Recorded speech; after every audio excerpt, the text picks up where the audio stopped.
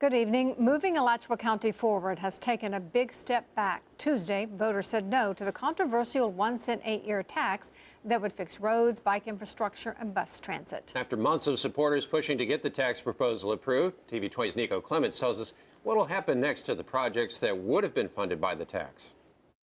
Dave, the results weren't even close for the proposed sales tax that was projected to raise $240 million. And even though this isn't the first lopsided defeat for a roads tax, Transportation Planning Manager Jeff Hayes says there is a possibility this could show up again.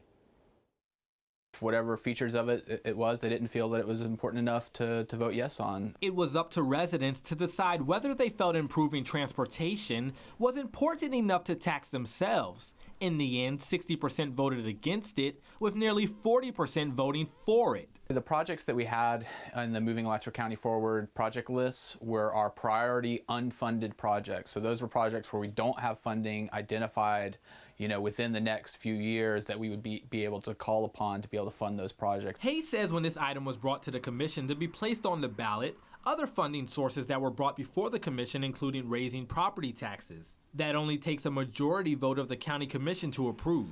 It's these surtaxes and discretionary sales taxes that the Florida statutes require to go to a voter for a referendum. So those are all, the other funding sources are all still out there. So all those projects county leaders had on the Moving Alachua County Forward projects list, resurfacing Tower Road, widening 20th Avenue Bridge, are now on hold until some other funding source is identified to design and construct them. Well, I think first of all, they'd have to rethink their budget priorities and take on projects that they need, not want.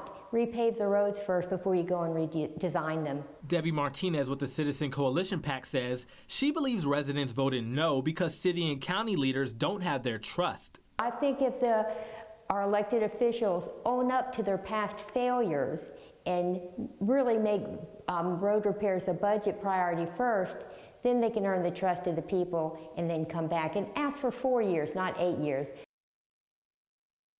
Hayes tell me it is a priority for them to figure out how to fund these transportation projects, but as of now, they have no proposals to bring before the county commission.